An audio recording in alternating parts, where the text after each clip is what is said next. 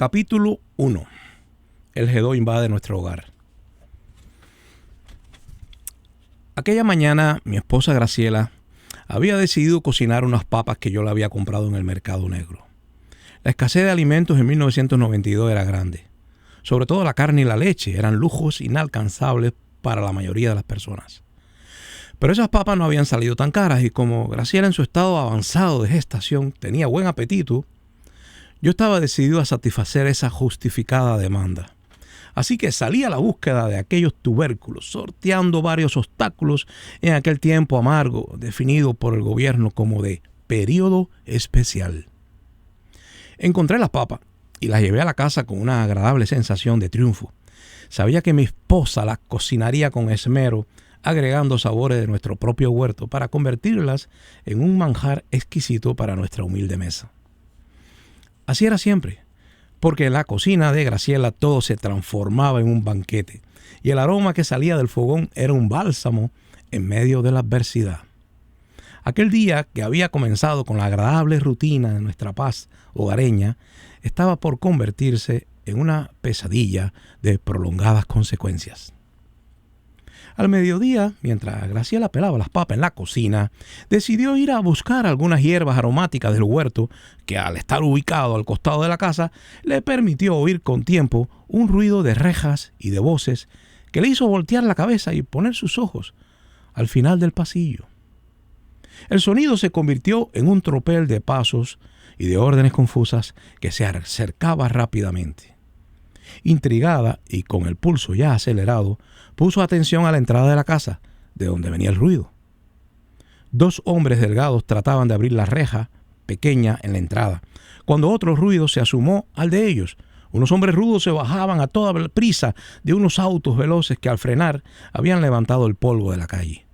Graciela, ya bastante asustada, se preguntó qué estaba sucediendo en medio de temblores. ¿Por qué tanta algarabía? ¿Qué estaba provocando ese ruido de gentes? ¿Sería un acto de repudio contra su familia o algo peor?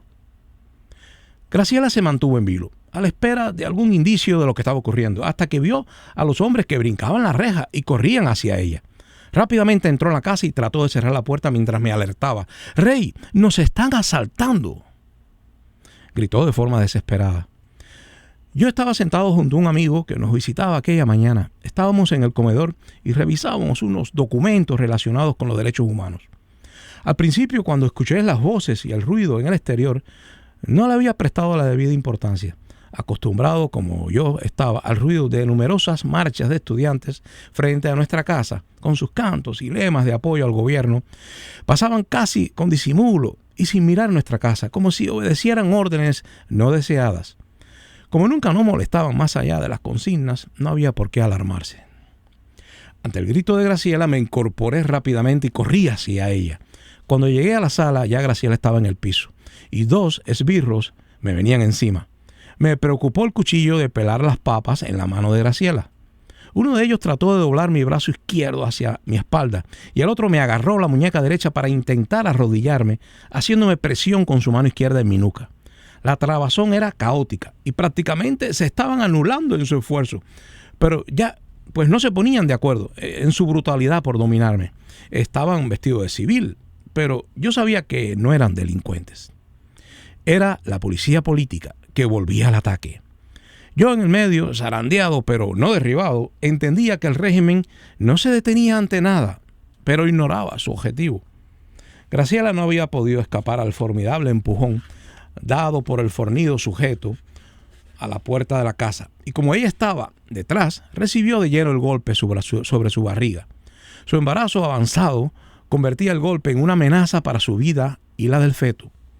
Ella había quedado atrapada entre la puerta y un pesado mueble cercano, mientras del otro lado el esbirro empujaba con rabia, asumiendo que desde dentro se le hacía una resistencia culpable.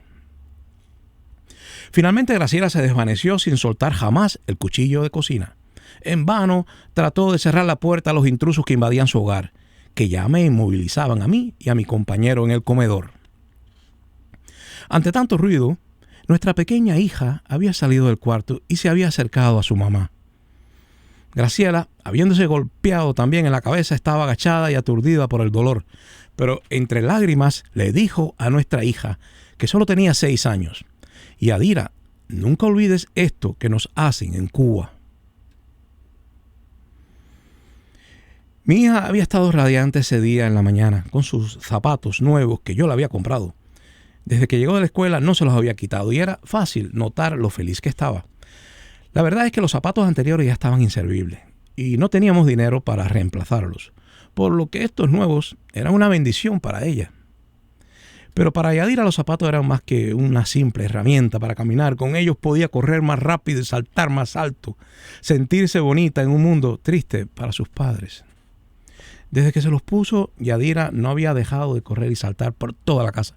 Y cada vez que se detenía me miraba con una sonrisa enorme en su rostro. Era hermoso ver cómo esos zapatos le daban tanta felicidad y cómo ella, a su corta edad, era capaz de encontrar la alegría en las cosas más simples de la vida.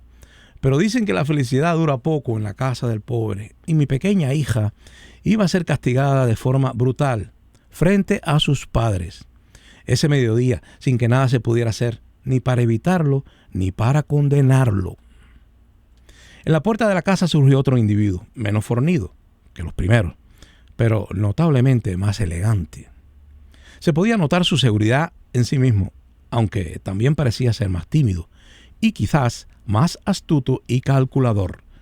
No me pregunté quién era este hombre ni cuál era su propósito, pues estaba seguro de que era un oficial del Ministerio del Interior, aunque estuviese vestido de civil. Parecía estar estudiando la casa, quizás buscando algún indicio de algo, pero a diferencia de los primeros, este individuo no hacía ruido ni llamaba la atención. Parecía más bien como si estuviera tratando de pasar desapercibido. Graciela le exigió a este sujeto, que parecía ser el jefe de los esbirros, una orden judicial o algún permiso para aquella intrusión en nuestro domicilio. El individuo por un momento simuló buscar la orden legal en un maletín que puso nerviosamente sobre nuestra mesa, pero luego dejó de fingir.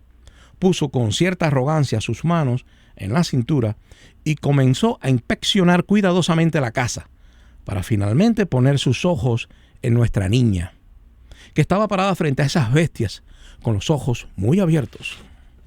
El hombre del maletín se acercó a la niña, se agachó ante ella y mirando fijamente a sus pies, dijo: «Esto es lo que estábamos buscando». Lo que sigue es una escena despreciable. Un oficial del Ministerio del Interior descalzando de forma brutal a nuestra hija. Con fuerza le quita los zapatos frente a sus padres y dentro de su propia casa. Al principio es indiferente a las voces de protesta de la niña. Aparentemente disfruta con la dominación. Luego pasa del sadismo inicial a la duda y termina ciertamente avergonzado. Parece derrotado ante la niña y da la impresión que no sabe cómo levantarse. Mi hija ha llorado agitando sus piernas. Yo permanezco inmovilizado por dos de los sujetos, pero de pie junto a mi amigo, que permanece sentado con una mano de un esbirro sobre su hombro. En mi impotencia, le digo a mi hija, con voz controlada, que entregue sus zapatos, que les voy a comprar otros.